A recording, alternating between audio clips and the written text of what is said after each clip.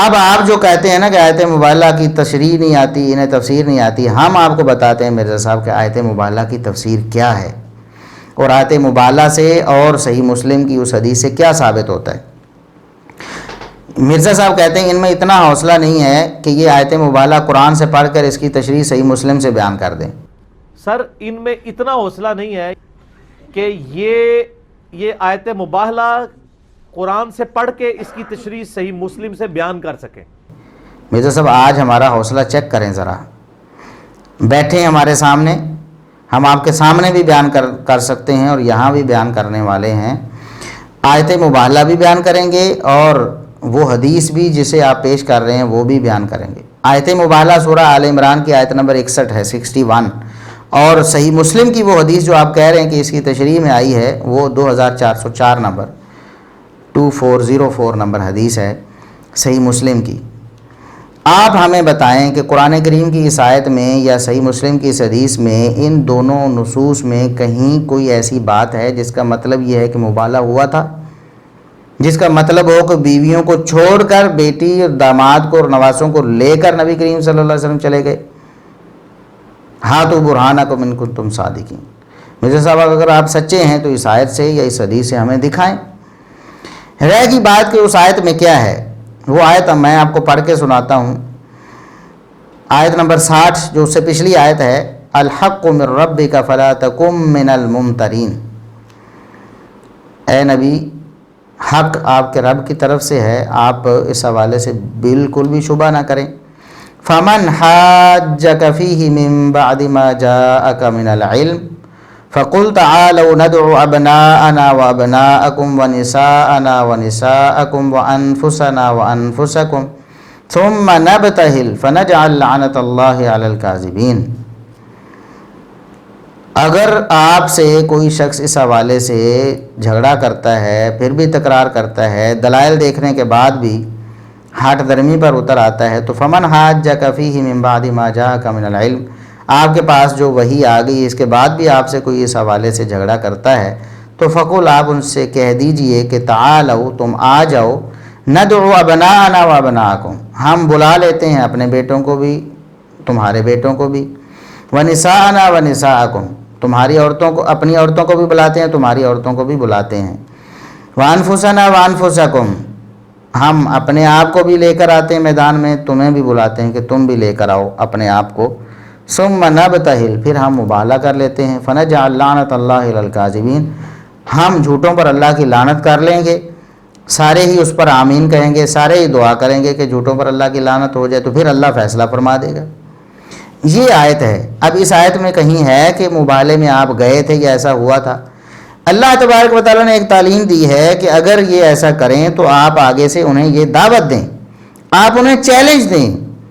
قبول تو انہوں نے کرنا ہی نہیں تھا، قبول نہیں کیا انہوں نے، یہ چیلنج دینا تھا تاکہ انہیں پتہ چلے کہ وہ جھوٹے ہیں اور خفت کا سامنا انہیں کرنا پڑے، اور یہ چیلنج نبی کریم صلی اللہ علیہ وسلم نے دے دیا انہوں نے قبول نہیں کیا، یہ تو ان کا مسئلہ تھا۔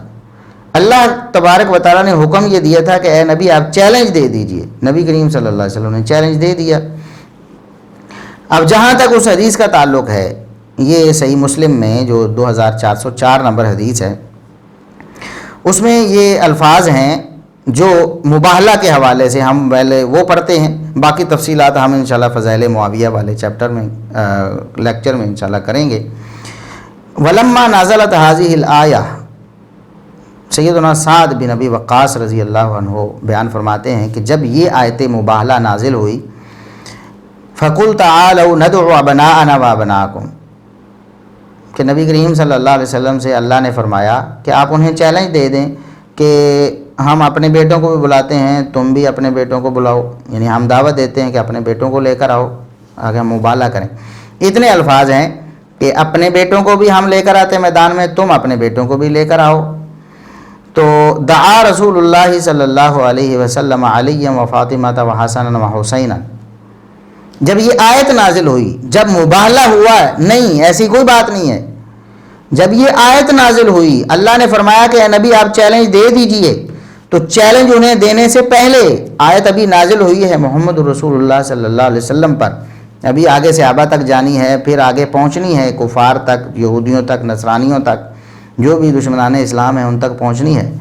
اس سے پہلے ہی آیت نازل ہوتے ہی محمد الرسول اللہ صلی اللہ علیہ وسلم نے سیدنا علی رضی اللہ عنہ کو، سیدہ فاطمہ رضی اللہ عنہ کو اور سیدنا حسن و حسین رضی اللہ عنہما کو بلایا، فقال فرمایا، دعا کی، اللہم اے اللہ، ہؤلاء اہلی، اللہم اے میرے اللہ، میں دعا کرتا ہوں، ہؤلاء اہلی، میرے گھر والے تو یہی ہیں، انہیں میرا اہل بنا دے۔ دراصل نوح علیہ السلام کی اگر وہ جو سٹوری ہے قرآن نے بیان کی ہے کہ جب ان کا بیٹا ڈوبنے لگا تو نوح علیہ السلام تڑپ اٹھے، دعا کر دی کہ ان ابنی من اہلی، میرے اللہ میرا بیٹا تو میرا اہل ہے، تو نے وعدہ کیا تھا تیرے اہل کو بچاؤں گا، تو میرا بیٹا میرا اہل ہے، میرے اہل میں سے ہے، اسے بچا لے۔ تو اللہ تبارک و تعالیٰ نے فرمایا کہ اس کے عمل ٹھیک نہیں ہے، یہ مشرک ہے اور مشرک آپ کا اہل نہیں بن سکتا۔ تو دراصل بیٹا اصل میں اہل ہوتا ہے، اور قرآن کی آیت میں بھی یہ تھا کہ ندعو ابناءنا وابناءکم، اپنے بیٹوں کو بلاتے ہیں ہم۔ تو نبی کریم صلی اللہ علیہ وسلم کا تو بیٹا تھا نہیں، نبی کریم صلی اللہ علیہ وسلم نے یہ چیلنج دینا تھا کفار کو، دشمنان اسلام کو، کہ اپنے بیٹوں کو لے کر آؤ، میں بھی اپنے بیٹوں کو لے کر آتا ہوں۔ لیکن نبی کریم صلی اللہ علیہ وسلم کا کوئی بیٹا تھا نہیں، فوت ہو گئے سارے بچپن میں۔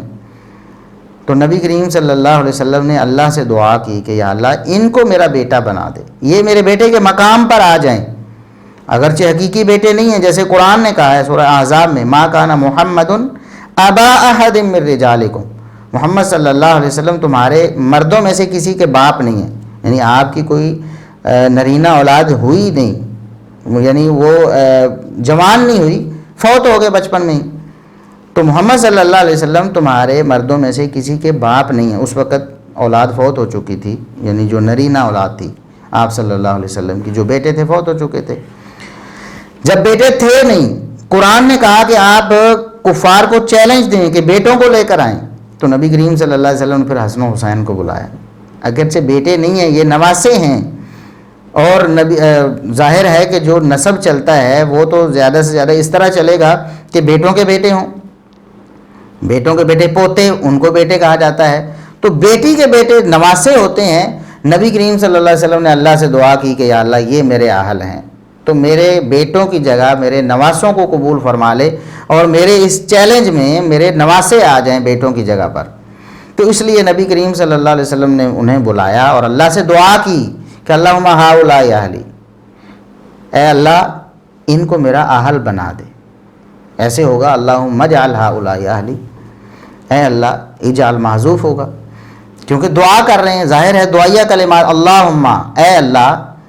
تو انہیں میرا اہل بنا دے، اور اللہ تبارک و تعالیٰ نے وہ دعا قبول کر لی۔ کیونکہ سورہ احزاب کی روشنی میں اگر آپ پڑھیں قرآن کریم میں،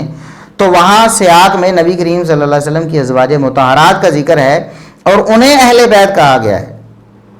قرآن کریم میں سورہ احزاب میں جہاں اہل بیت کا تذکرہ ہے اور ان کی تطہیر کا تذکرہ ہے،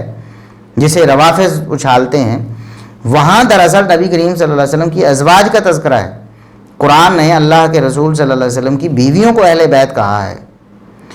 تو نبی کریم صلی اللہ علیہ وسلم نے اللہ سے دعا کی کہ یا اللہ انہیں بھی میرے اہل میں شامل فرما دے۔ جب یہ اہل میں آ جائیں گے تو پھر یہ نواسے جو ہیں یہ بیٹوں کی جگہ شمار ہوں گے، تو پھر میں جب چیلنج کروں گا تو اس کو پورا بھی کر سکوں گا کہ تم اپنے بیٹوں کو لے کر آؤ، اللہ نے انہیں میرے بیٹے قرار دیا، یہ میرے اہل بن گئے ہیں، لہٰذا میں انہیں لے کر آ جاؤں گا۔ یہ اصل تھی مرزا صاحب آیت مباہلہ۔ صحیح مسلم کی حدیث میں اسی لیے نساء کا وہ لفظ ہے ہی نہیں یہاں پر۔ سیدنا سعد بن ابی وقاص رضی اللہ عنہ صحیح مسلم کی روایت کے مطابق وہ فرماتے ہیں کہ جب یہ آیت کا ٹکڑا نازل ہوا فَقُلْ تَعَالَوْا نَدْعُ أَبْنَاءَنَا وَأَبْنَاءَكُمْ، اس کی تفسیر میں وہ فرماتے ہیں کہ نبی کریم صلی اللہ علیہ وسلم نے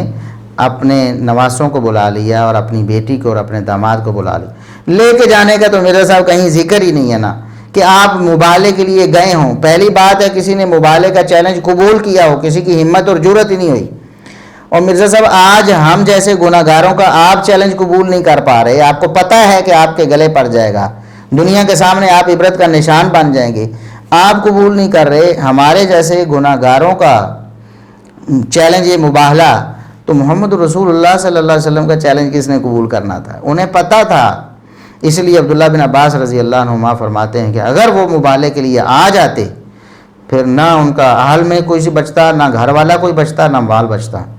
اس لیے وہ آئے ہی نہیں، ڈر گئے، دبک گئے، بالکل کسی نے چیلنج قبول ہی نہیں کیا ہے۔ یہ حالت ہے مرزا صاحب آپ کی، اور آپ دوسروں پر جھوٹا ہنستے ہیں، کہہ کے لگاتے ہیں جی بیویوں کو لے کر نہیں گئے، جی ان کی جناب ڈاکٹرائن فیل ہوگی۔ مرزا صاحب آپ کو اپنے آپ پر ہنسنا چاہیے کہ آپ کی علمی حالت کیا ہے، اور آپ بیٹھ کر لوگوں پر ہنستے ہیں۔ اب میں یہاں عرض کروں کہ اس حدیث کے، یہ جو صحیح مسلم کی 2404 نمبر حدیث ہے، اس کے ابتدائی ٹکڑے کو سیدنا معاویہ رضی اللہ عنہ کے خلاف پیش کرنے کی کوشش کی جاتی ہے۔ سعد رضی اللہ عنہ کو سیدنا معاویہ رضی اللہ عنہ نے کوئی بات کہی، اس کا تذکرہ ہم پہلے اسپیشل پورے ویڈیو کلپ میں کر چکے ہیں، وہ ساری بات میں دوبارہ نہیں چھیڑوں گا ورنہ پھر آدھا گھنٹہ یہاں لگ جائے گا۔ چونکہ ایک بات ہو چکی ہے اور تفصیلاً ہو چکی ہے، ہم اس کو ریوائز نہیں کریں گے اس طرح۔ ہم اسپیشل کلپ اپلوڈ کر چکے ہیں بہت عرصہ پہلے، اللہ تبارک و تعالیٰ نے اس کلپ کی وجہ سے بھی بہت سے بے شمار لوگوں کو ہدایت نصیب فرمائی ہے۔ اس کلپ کا نام ہے، اس کلپ کو آپ یوٹیوب پہ جا کے یا آپ گوگل کے اوپر سرچ کر سکتے ہیں، اسلام میڈیا لکھ لیں اور آگے آپ لکھ لیں کہ کیا لفظ سب کا کیا معنی ہے، لفظ سب اتنا لکھیں اور ساتھ اسلام میڈیا لکھ لیں تو انشاءاللہ ہمارا کلپ کھل جائے گا اور آپ کو حقیقت معلوم ہو جائے گی کہ مرزا صاحب کس طرح دھوکہ دیتے ہیں۔ دوسرا کلپ اس حوالے سے ہمارا ہے جس پہ جزوی حوالے سے اس حدیث پر بھی بات کی گئی ہے، جو الفاظ جن کو بنیاد بنایا جاتا ہے اعتراض کی سیدنا معاویہ رضی اللہ عنہ پر، وہ کلپ ہے کیا صحابہ گالی دیتے تھے؟ آپ لکھیں کیا صحابہ گالی دیتے تھے، آپ گوگل پہ لکھیں، یوٹیوب پہ لکھیں، ساتھ میں اسلام میڈیا لکھ دیں، انشاءاللہ کلپ کھل جائے گا۔ یہ کلپ بھی بہت سارے لوگوں کی ہدایت کا سبب بنا ہے اللہ کے فضل و کرم سے۔ تو ہم نے وہاں اس حدیث کی ساری شرح کر دی ہے، وہ جو الفاظ محل اعتراض آپ بتاتے ہیں نا کہ وہ الفاظ ہیں اور یہ جناب اس حدیث کو پیش نہیں کر سکتے، مرزا صاحب وہ بھی آپ کے گاٹے فٹ ہوتی ہے۔ آپ لوگوں کو کہتے ہیں نا کہ حدیث آپ کے گاٹے فٹ ہوگی، یہ ہمارے گاٹے نہیں، آپ کے گاٹے فٹ ہو چکی ہے اللہ کے فضل سے، اور ہمارے سینکڑوں ویڈیو کلپ ہیں جن کی تعداد اب الحمدللہ 300 کے قریب ہونے والی ہے، اور ہر کلپ میں آپ کی کوئی نہ کوئی جہالت اور کوئی نہ کوئی آپ کی گمراہی، آپ کی جو خیانت ہے وہ لوگوں کے سامنے رکھی گئی ہے۔ وہ سارے کلپ آپ کے گاٹے فٹ ہو گئے، لوگ آپ کو مجبور کر رہے ہیں کہ مرزا صاحب جواب دو، لیکن آپ کبوتر کی طرح آنکھیں بند کر کے سمجھتے ہیں کہ میں تو بچ گیا ہوں۔ نہیں مرزا صاحب نہیں، ہزاروں لوگ آپ کو چھوڑ چکے ہیں اور انشاءاللہ باقی جو ہیں وہ بھی چھوڑ جائیں گے اللہ کے فضل سے، جن کی ہدایت اللہ تبارک و تعالیٰ نے لکھ دی ہے وہ ضرور آپ کو چھوڑ جائیں گے انشاءاللہ بہت جلد۔ ہمارا کام بہت تیز ہونے والا ہے انشاءاللہ، یہ دعوت جیسے جیسے پھیلتی جائے گی، جس بندے تک پہنچی ہے اللہ کے فضل سے وہ متاثر ہوا ہے۔ کتنے لوگ کہتے ہیں ہم تو مرزا صاحب کو سن رہے تھے، تو آپ کا کلپ سامنے آیا سنا تو پھر سنتے ہی چلے گئے، اللہ نے ہدایت دے دی۔ پھر اتنی سی بات ہے مرزا صاحب، چند منٹ ہمارے ساتھ جو بندہ بیٹھ جاتا ہے، جو سن لیتا ہے، وہ اللہ کے فضل و کرم سے آپ کے دامن فریب سے نکل جاتا ہے۔ اس لیے یہ جو آپ کہتے ہیں نا گاٹے فٹ ہونے والی بات، یہ بات بھی آپ کے گاٹے فٹ ہوتی ہے، کیونکہ صحیح بخاری اور صحیح مسلم میں ایک حدیث موجود ہے، ہم پہلے کئی دفعہ اشارتاً اور کئی دفعہ تفصیلاً بیان کر چکے ہیں۔ صحیح بخاری میں 7305 نمبر حدیث ہے، اس میں سیدنا علی رضی اللہ عنہ سے سیدنا عباس رضی اللہ عنہ کے تکرار اور ان کے اختلاف اور ان کے جھگڑے کا ذکر ہے۔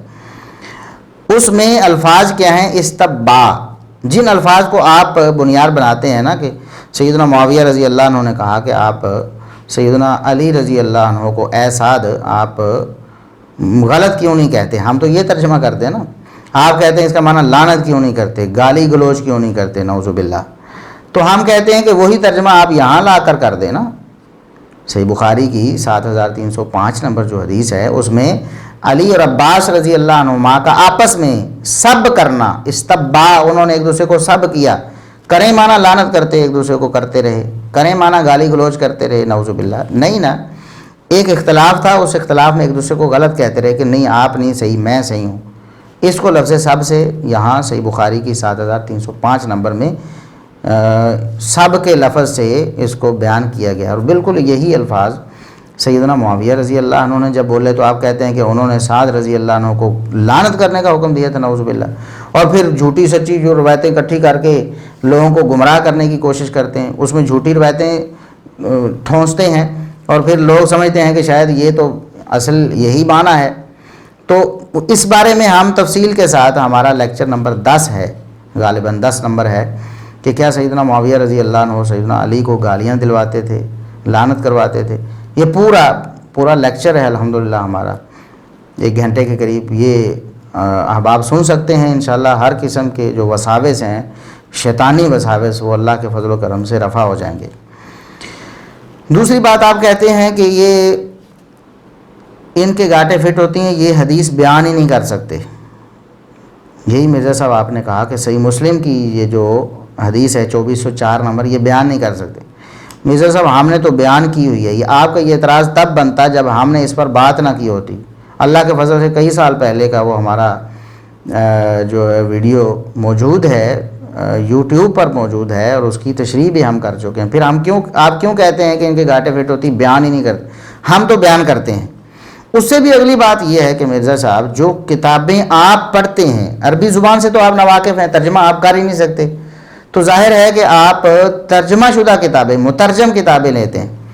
جو آپ کے سامنے بھی پڑھی ہوتی ہیں کچھ مترجم کتابیں، وہ بھی اہل حدیث میں اکثریت نے اہل حدیث علماء نے، یا پھر بریلوی یا دیوبندی علماء ہوں گے، وہ بھی اہل سنت ہیں،